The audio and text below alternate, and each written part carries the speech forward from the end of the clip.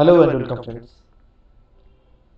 This is the video on Indian polity by M. Lakshmikant, and basically, you know that I am pursuing a series of videos on M. Lakshmikant to give you a chapter-wise analysis, discussion, and related MCQ from that particular chapter, so that you can get a conclusive, exclusive, and better understanding with clarity about the chapter.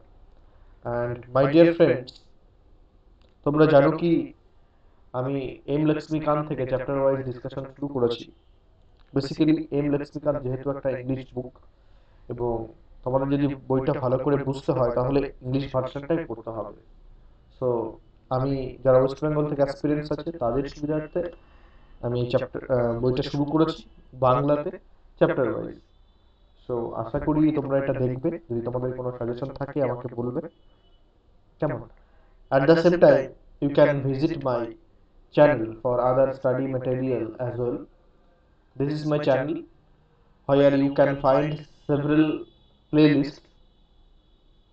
এখানে দেখো, this is home page, and যদি তোমরা প্লেলিস্টে যাও তাহলে সেখানে দেখবে বিভিন্ন প্লেলিস্ট বানানো আছে, যেমন ইম্পর্টেন্ট কেসেস অ্যান্ড জাজমেন্টস এর উপরে ভিডিও বানানো আছে, current affairs on economy, economy related current affairs যেগুলো আছে তার উপরে ভিডিও বানানো আছে। একই সঙ্গে ইন্ডিয়ান ইকোনমির উপরে ভিডিও বানানো আছে। ইন্ডিয়ান ইকোনমিতে আমি কি করছি, ইন্ডিয়ান ইকোনমিতে আমি শুরু করেছি এনসিইআরটি দিয়ে, ক্লাস 11 এনসিইআরটি দিয়ে। এনসিইআরটি অলমোস্ট শেষের দিকে। এনসিইআরটি শেষ হয়ে গেলে পর আমি একটা রেফারেন্স বুক শুরু করব, দ্যাট ইজ সঞ্জীব ভার্মা। একই সঙ্গে দেখো একটা প্লেলিস্ট আছে যেখানে concept on economy, concept on economy, এই প্লেলিস্টে আমি সেই সমস্ত ভিডিওগুলো তোমাদের জন্য আপলোড করছি যেগুলো পিওরলি কনসেপ্ট রিলেটেড হবে। Basic terms economics like monetization, repo rate, reverse repo rate, what is anti money laundering act, APMC, GDP, GNP. So core concept of economy will be discussed in this playlist. And like next one, MCQ on current affairs. MCQ on current affairs, এই প্লেলিস্টে আমি video upload করছি যেখানে last 2 ইয়ারের current affairs আমি cover করছি, এবং সেই লাস্ট 2 ইয়ারের কারেন্ট অ্যাফেয়ার্স থেকে আমি এমসিকিউ তৈরি করে তোমাদেরকে দিচ্ছি। কারণ কি, যদি পুরনো কারেন্ট অ্যাফেয়ার্স হয় তোমরা সেটা পড়ার টাইম পাবে না। সো তোমরা যদি এমসিকিউ প্র্যাকটিস করো তাহলে একটা আন্ডারস্ট্যান্ডিং পাবে, কেমন? এবং নেক্সট ইন্ডিয়ান পলিটি, এখানে চ্যাপ্টার ওয়াইজ এম লক্ষ্মীকান্ত শুরু করছি, এবং আজকে যে ভিডিওটা আপলোড হবে সেটা এই প্লেলিস্টেই থাকবে।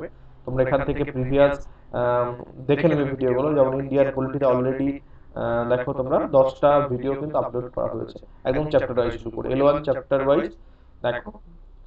সো আজকে যে ভিডিওটা যাবে সেটাও তোমার ইন্ডিয়ান পলিটি এখানে যাবে। তাছাড়া আরো কিছু মডার্ন হিস্ট্রি উপরে কিছু এমসিকিউ দেওয়া আছে। যদি তোমরা কেউ ইউপিএসসি দেওয়ার ইচ্ছা থাকে বা ইন ফিউচার দেবে ভাবছো, দেখতে পারো এখানে কিছু ভিডিও বানানো আছে, আরো কিছু প্লেলিস্টে ভিডিও আছে, তোমরা সেগুলো দেখে নিতে পারো, কেমন? তো আজকে ডিসকাশন শুরু করা যাক। আমরা লাস্ট ভিডিওতে 10 নম্বর ভিডিওতে, in the last video we had discussed about fundamental rights. আমরা ফান্ডামেন্টাল রাইটস নিয়ে ডিসকাস করেছিলাম, এবং লাস্টের দিকে আমরা দেখেছিলাম যে লাস্ট একটা টেবিল দেওয়া ছিল এম লক্ষ্মীকান্তের, সেখানে ফান্ডামেন্টাল রাইটস এর বিভিন্ন ক্লাসিফিকেশন দেওয়া ছিল ক্যাটাগরি ওয়াইজ। আমি বলেছিলাম ক্যাটাগরি ওয়াইজ ক্যাটাগরিগুলো মনে রাখতে হবে। কি কি ছিল একবার for your revision. Right to equality ছিল article 14 to article 18, right to freedom ছিল article 19 to article 22, right against exploitation ছিল article 23 24, right to freedom of religion article 25 to 28, cultural and education rights article 29 30, and right to constitutional remedy article 32. And this article 32 was referred to as heart of the constitution by Dr. B.R. Ambedkar. তো এগুলো ছিল major category, এর আন্ডারে বিভিন্ন article ছিল। আজকে আমরা right to equality, that is article 14 to article 18, এইটা ডিসকাস করব। 5টা আর্টিকেল ডিসকাস করব, এবং we will try to understand the core concept behind this idea, also the fragrance of right to equality. Before that, there is a chart given in the M Lexicon that says Fundamental rights available only to citizens and not to foreigners. Look, in our constitution there are many fundamental rights. Among them, few are restricted to Indian citizens only, and most of them are available both to citizens as well as foreigners, that is aliens. So please have a look at the articles to which right is restricted to only citizens. First one, Article 15.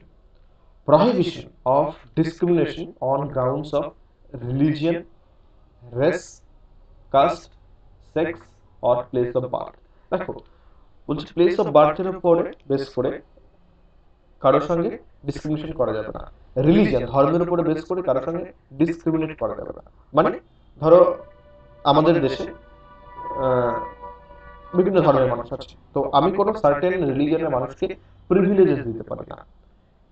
Right to equality কখন তুমি বলবে? যখন সবার সমান opportunity থাকবে, মানে নির্দিষ্ট কোনো সেকশনের যখন আলাদা কোনো প্রিভিলেজেস থাকবে না, আলাদা কোনো অধিকার থাকবে না, সকলের জন্য এক অধিকার, তখন তুমি তোকে বলবে রাইট টু ইকুয়ালিটি। তো ধর্মের ভিত্তিতে এটা করা যাবে না। এখন দেখো এখানে বলা আছে আর্টিকেলে place of birth, place of birth মানে তোমার জন্মস্থান। তো ডেফিনেটলি যারা ফরেনার্স তাদের জন্মস্থান তো আমাদের দেশের বাইরেই হবে। Prohibition of discrimination on grounds of religion, race, caste, sex আর প্লেস অফ বার্থ। দেখো ফরেনারদের ক্ষেত্রে রেস আলাদা ইন্ডিয়ান থেকে, কাস্ট আলাদা এবং প্লেস অফ বার্থও আলাদা, but not necessarily that a foreigner has to be differently place, different place of birth. ফরেনার্সদের প্লেস অফ বার্থ ইন্ডিয়াতেও হতে পারে, বাট যেহেতু কন্ট্রাডিক্ট করছে অনেকগুলোর সঙ্গে রেস, কাস্ট, সেক্স আর প্লেস অফ বার্থ। দেখো so article 15 is restricted to only Indian citizens, মানে ইন্ডিয়ান সিটিজেনরা যে রাইটটা পাবে ফরেনার্সরা আন্ডার আর্টিকেল 15 সেই রাইট পাবে না। মানে government of India can discriminate citizens of India with respect to foreigners. ঠিক আছে, তার মানে গভর্নমেন্ট অফ ইন্ডিয়া ডিসক্রিমিনেট করতে পারে সিটিজেনদের সঙ্গে ইন্ডিয়ান ফরেনার্সদের। কেমন? Next article also article 16 is also applicable only to Indian citizens, that is equality of opportunity in matters of public employment. Article 16 it has to be government যখন চাকরি দেবে নিজের নাগরিকদের, তাদেরকে যে অধিকার দেবে নিশ্চয়ই কোনো ফরেনারকে দেবে না, এটা as clear as anything.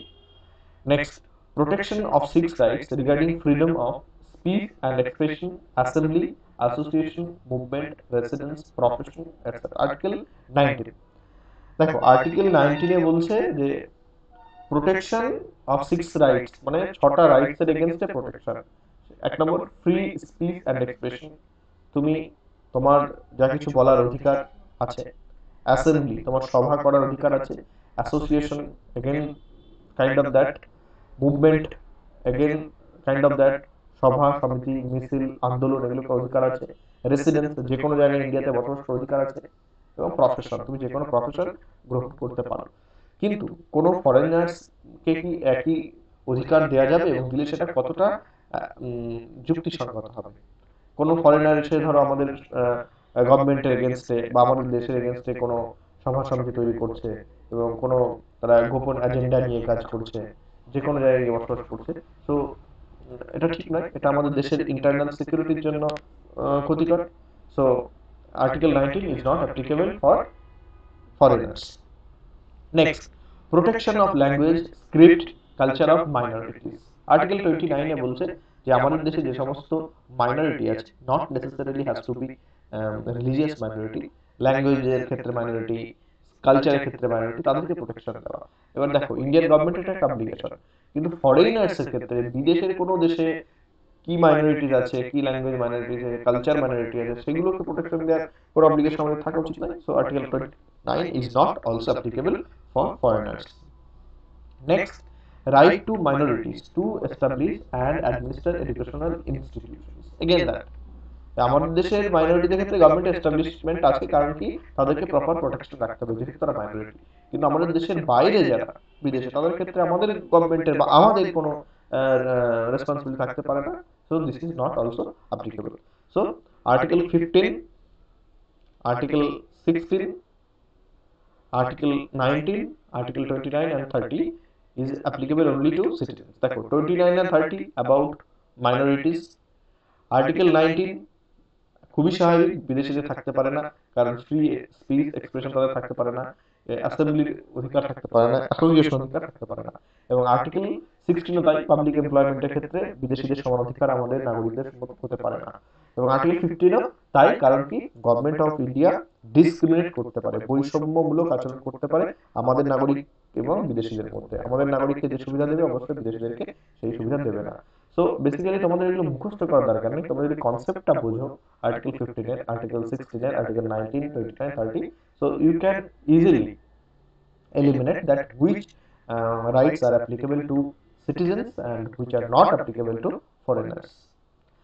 Next দেখো fundamental rights available to both citizens and foreigners except enemy aliens। হ্যাঁ, এটাও ইম্পর্টেন্ট যে ফরেনার্সদের ক্ষেত্রে আছে, মানে যারা আমাদের এনিমি এলিয়েন্স আছে তাদের ক্ষেত্রেও থাকবে, তা নয় এনিমি এলিয়েন্সদের ক্ষেত্রে সেগুলো নেই। আর কোনগুলো দেখো, equality before law and equal protection of the law, article 14। দেখো, these are very general idea, this is related to one's dignity, personal life, etc. So there has to be some protection to protect one's life. That's why these are applicable to both citizen and aliens. আইনের কাছে সকলের সমান অধিকার এবং সবার সমান protection, আইন সবার সমান প্রোটেকশন দেবে, আর্টিকেল 14। তাহলে এটা সবার ক্ষেত্রে হওয়া উচিত। ডেফিনেটলি কোনো ফরেন সিটিজেন যদি কোনো ভুল কাজের জন্য বা তার কোনো অ্যাক্টিভিটির জন্য ইন্ডিয়াতে অ্যারেস্টেড হয়, ডেফিনেটলি তার স্কোপ থাকা উচিত তার পক্ষ রাখার কোর্টে। So this is applicable.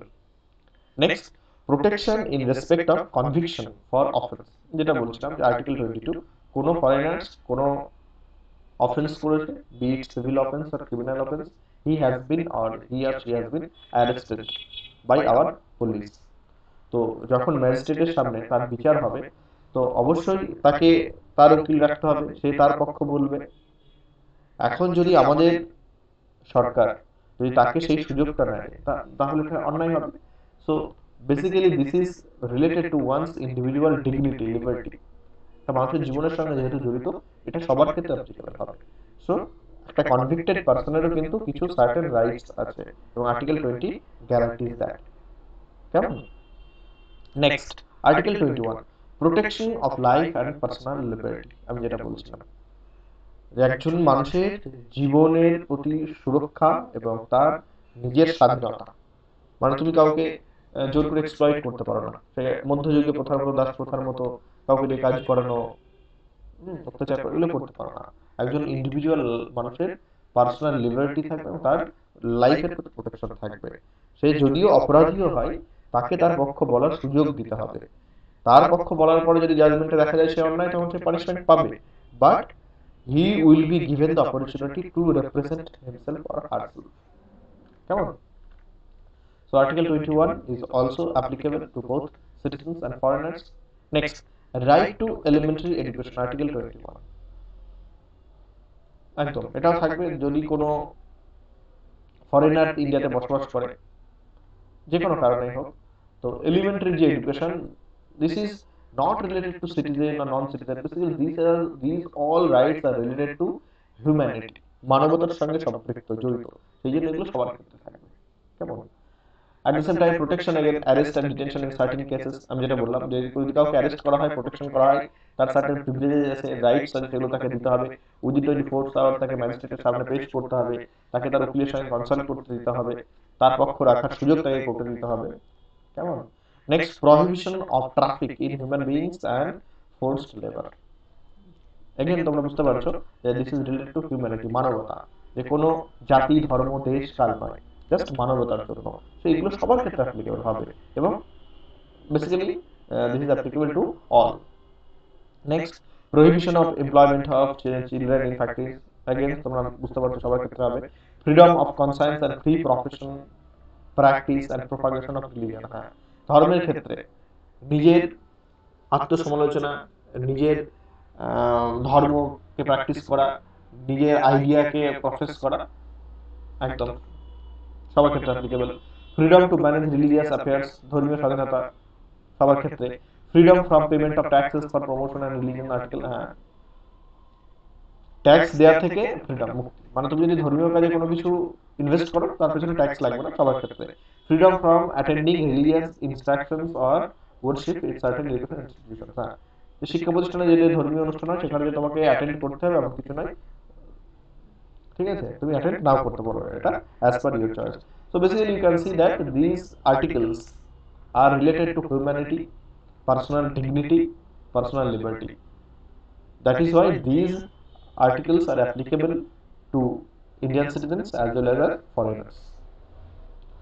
Next, right to equality. দেখো, right to equality, Article 14 to Article 18 discuss about right to equality. In these 5 articles, there are the fragrance of the concept right to equality. আমরা একে একে দেখব কোন পাঁচটা আছে। First, equality before law and equal protection of ল।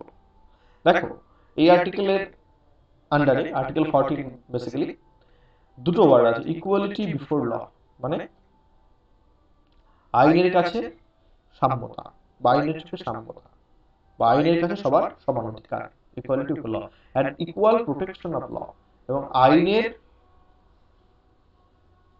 সমান সুরক্ষা। দেখো, দুটো কনসেপ্টের মিনিং দুরকম। ইকুয়ালিটি বিফোর ল এই কনসেপ্টটা নেওয়া হয়েছে আমাদের ব্রিটিশ কনস্টিটিউশন থেকে, and equal protection of laws has been taken from inspiration of American Constitution. দুটোর মানে কি দেখো, ইকুয়ালিটি বিফোর ল মানে আইনের চোখে সমান অধিকার। ধরো কোনো একটা সার্টেন কমিউনিটির মানুষ এবং অন্য একটা সার্টেন কমিউনিটির মানুষ, ধরো তারা একই অপরাধ করেছে, তাহলে তাদের যে পানিশমেন্ট হবে একই রকম হবে, কারণ আইন সবার জন্য সমান। মানে কোন একটা পার্টিকুলার কমিউনিটির মানুষের ক্ষেত্রে আলাদা আইন, এর ক্ষেত্রে আলাদা আইন, এরকম হতে পারবে না। মানে আইন যেটা হবে সবার একই অপরাধের জন্য একই আইন হবে। এটা হচ্ছে ইকুয়ালিটি বিফোর ল। দেখো লক্ষ্মীকান্ত থেকে কি বলা আছে যে the absence of any special privileges in favour of any person. হ্যাঁ, ইকুয়ালিটি অফ বিফোর ল মানে কোন সার্টেন কমিউনিটির মানুষকে কোনো আলাদা প্রিভিলেজেস দেওয়া যাবে না, ঠিক আছে?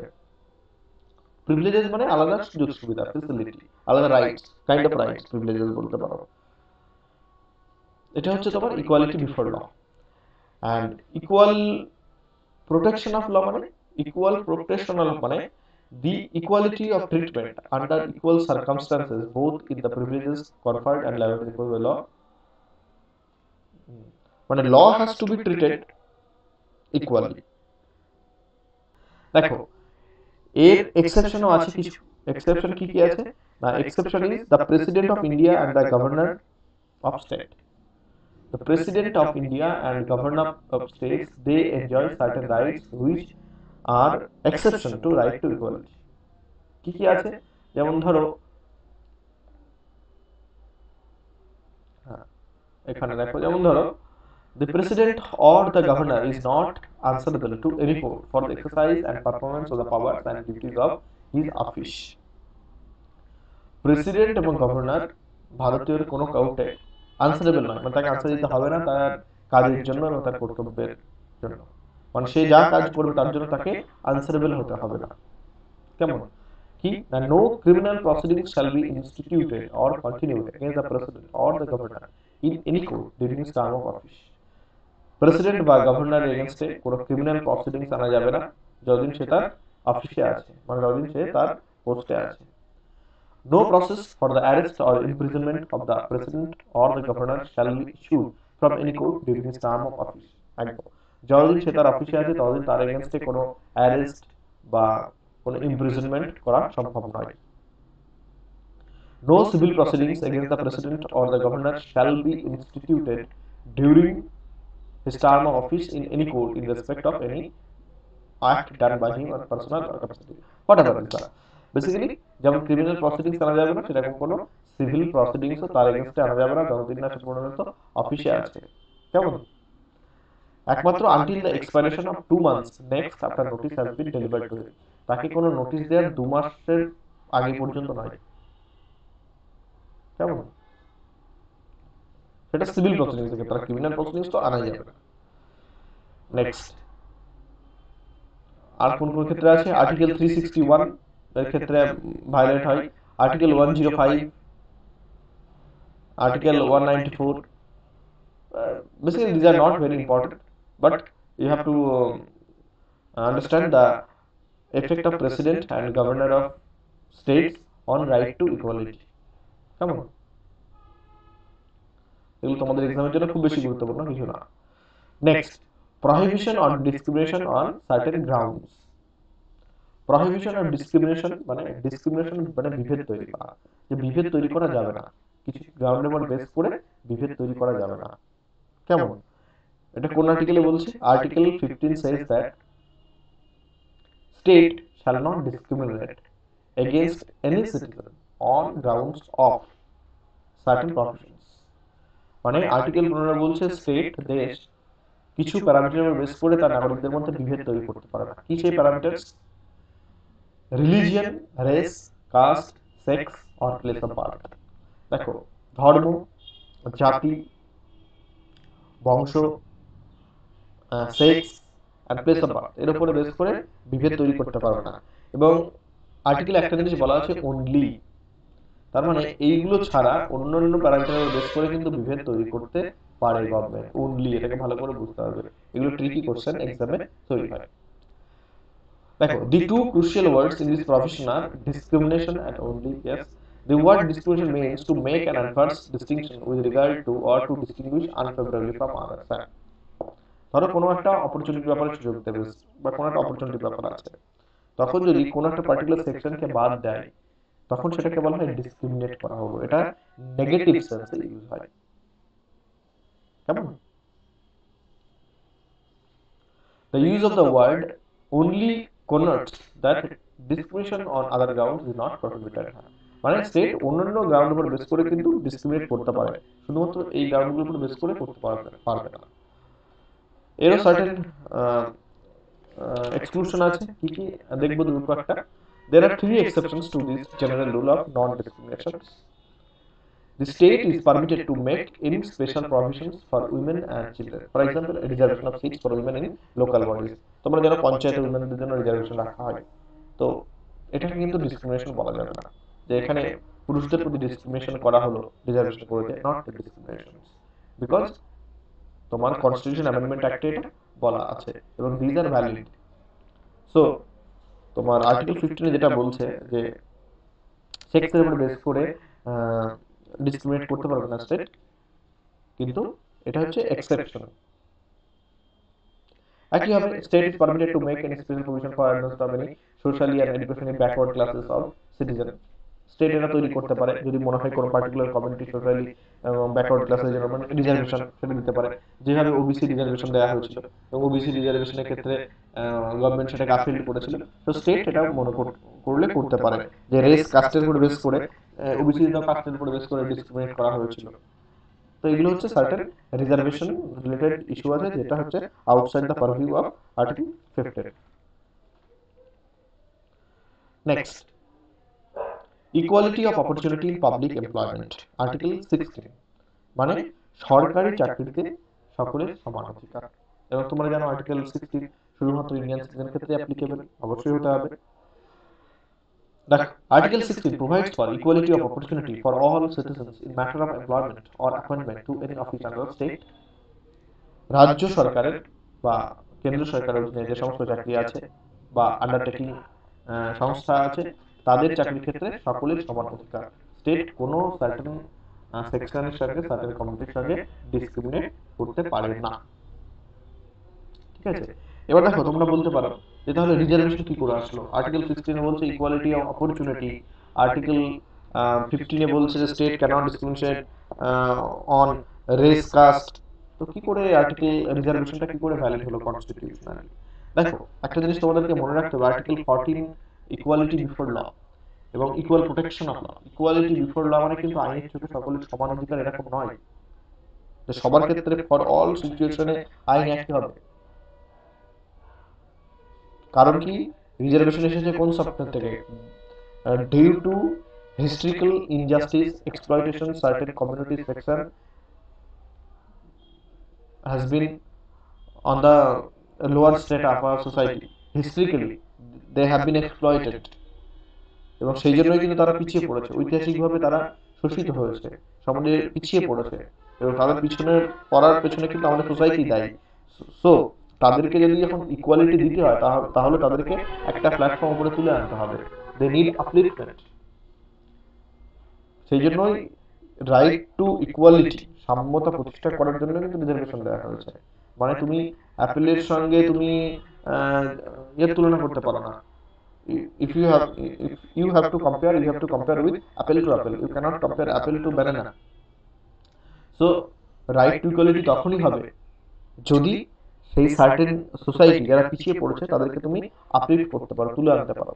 সেই জন্য আর্টিকেল 16ও ভায়োলেট হয় না, আর্টিকেল 19ও ভায়োলেট হয় না, article 14 is considered supreme than article 16 and article 19। এবং যেহেতু রাইট টু ইকুয়ালিটি প্রতিষ্ঠা করার জন্যই রিজার্ভেশন দেওয়া হচ্ছে, সেই জন্য this reservation does not violate article 16 or 19। বুঝা গেল? আশা করি ক্লিয়ার হয়ে গেছে তোমাদের। কোন কোন ক্ষেত্রে এক্সেপশন হবে না, Parliament can prescribe residence as a condition for certain employment or appointment in state or union territory. Parliament যদি কোনো আইন তৈরি করে কোনো সার্টেন রেসিডেন্সের জন্য কোনো কিছু পাবলিক এমপ্লয়মেন্টে রাখতে চায়, সেটা করতে পারে। ধরো পার্লামেন্ট আইন তৈরি করলো যে union territory of Jammu and কাশ্মীরে চাকরি বাকরির ক্ষেত্রে যারা resident of Jammu and Kashmir তারা অগ্রাধিকার পাবে, তাহলে সেটা ভ্যালিড, পার্লামেন্ট সেটা করতে পারে। কেমন? এবং স্টেট গভর্নমেন্টও করতে পারে। স্টেট গভর্নমেন্ট যদি মনে করে যে কোনো সার্টেন সোসাইটি বা সরি কোনো সার্টেন কমিউনিটি তারা অ্যাডিকুয়েটলি রিপ্রেজেন্টেড হচ্ছে না গভর্নমেন্ট চাকরিতে, তাহলে তারা তাদের জন্য রিজার্ভেশন দিতে পারে। But in that case according to court order they have to prove that, they have to prove in the court that these community are not adequately represented in government service, তাহলে স্টেটও করতে পারে। স্টেটকে prove করতে হবে যে any backward class that is not adequately represented in the state service, তাহলেই তারা কিন্তু সেই রিজার্ভেশন রাখতে পারে। এখানে একটা কমিশন দেওয়া হয়েছিল, দেখো Mandal commission and aftermath. Mandal commission basically reservation related ইস্যুর জন্য করা হয়েছিল ওবিসি দের, পরবর্তীকালে যদিও ওবিসি রিজার্ভেশন হয়েছে। কেমন? এখানে একটা কেস হয়েছিল, in this famous case 1992 Mandal case. এখানে সুপ্রিম কোর্ট বলেছিল যে রিজার্ভেশন যেটা দেওয়া হচ্ছে ওবিসিদের জন্য that is okay, 27% reservation was offered for OBC and supreme court upheld that, but supreme court upheld with certain exclusion. যেমন তারা ক্রিমিলিয়ারের কথা বলেছিল, যে ওবিসিদের মধ্যে যারা ক্রিমিলিয়ার্স, যারা অ্যাডভান্সড, যারা ইকোনমিক্যালি অ্যাডভান্স, তাদেরকে বাদ দিতে হবে। এবং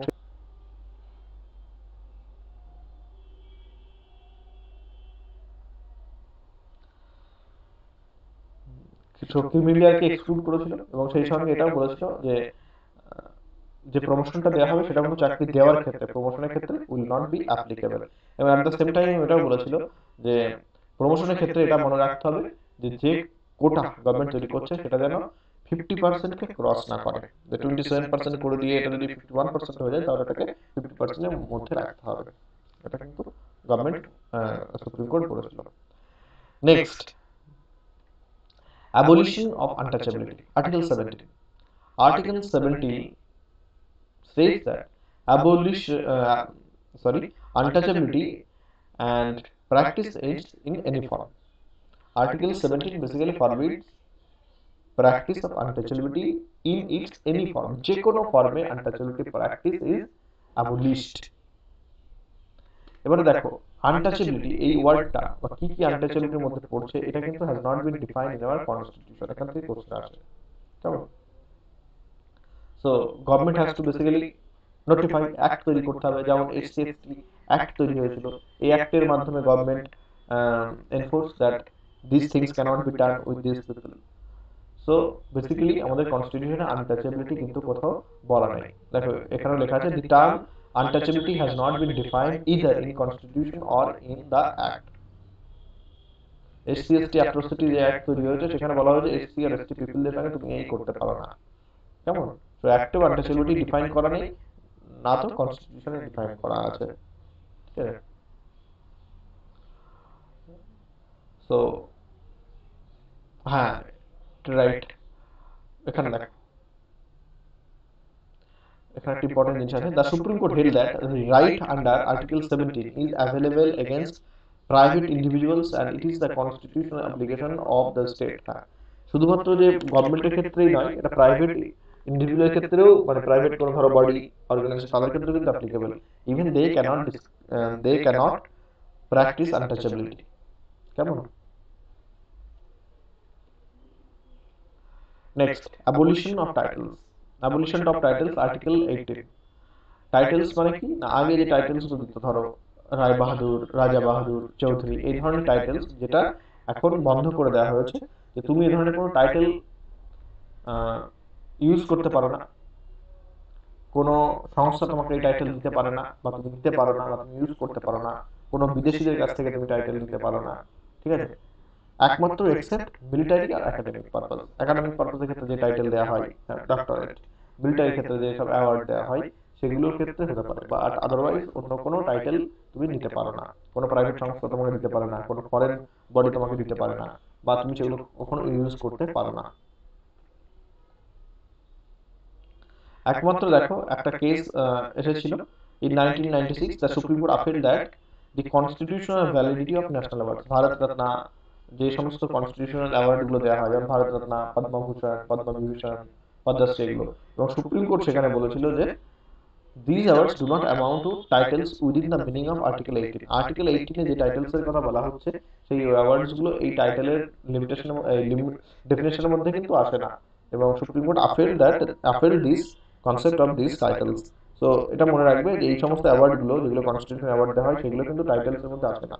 টাইটেলস কোনগুলো ছিল, যেমন আমি বললাম, ইংরেজরা যখন দিত, যে রাজা বাহাদুর, রায় বাহাদুর, তখন লিখতো নামের সাথে, এগুলো এখন না, লেখা যাবে না। বা কোন ফরেন স্টেট, ধরো কোনো বিদেশি দেশ তোমাকে সেই ইয়েটা দিল, কোনো টাইটেল দিল, সেটাও কিন্তু লেখা যাবে না। So basically these 5 articles are very important for your exam. Try to remember all the basic concept, core concept, and at the same time the word to word meaning of the article. Article 14 to Article 18 deals with right to equality. Yes, right to equality, এবং right to equality আন্ডারে এই 5টা article আছে। right to equality কি, in broader sense, আইনের চোখে সমান অধিকার। বাট আইনের চোখে সমান অধিকার মানে এই নয় যে সবার একই, সবার ক্ষেত্রে আইন এক, সিচুয়েশনের উপর ডিপেন্ড করবে। তো সেই জন্যই রিজার্ভেশন কিন্তু এসেছে, সেটা রাইট টু ইকুয়ালিটি দেওয়ার জন্যই এসেছে। কেমন? রিজার্ভেশন এসেছে কিন্তু রাইট টু ইকুয়ালিটি দেওয়ার জন্য। নেক্সট ভিডিওতে আমরা ডিসকাস করব right to freedom, article 19 to 22, ওটাও খুব গুরুত্বপূর্ণ, এবং এই পরের ভিডিওগুলোতে একসঙ্গে বাকিগুলো ডিসকাস করে নেবো। সেগুলো ইম্পর্টেন্ট, বাট অতটা ইম্পর্টেন্ট নয়। কিন্তু রাইট টু ইকুয়ালিটি এবং আর্টিকেল 14 টু 18 এবং right to freedom article 19 to 22, এই দুটো আর্টিকেল কিন্তু মানে হিউম্যান রাইটস এর জন্য সবথেকে কোর অফ দ্য রাইটস। তো তোমরা ফলো করো, এবং যদি তোমাদের কোনো সাজেশন থাকে আমাকে লিখে জানাবে। এবং অ্যাট লাস্ট আমি তোমাদেরকে রিকোয়েস্ট করব যে আমার ইনিশিয়েটিভ যদি তোমাদের ভালো লাগে, তো আমার ভিডিওটাকে লাইক করো, শেয়ার করো তোমাদের ফিলো অ্যাসপিরেন্টসদের সাথে, যাতে করে আরো বেশি স্টুডেন্টস, বেশি অ্যাসপিরেন্টস বেনিফিটেড হতে পারে। কেমন? So I thank you all for your precious time. Have a great day.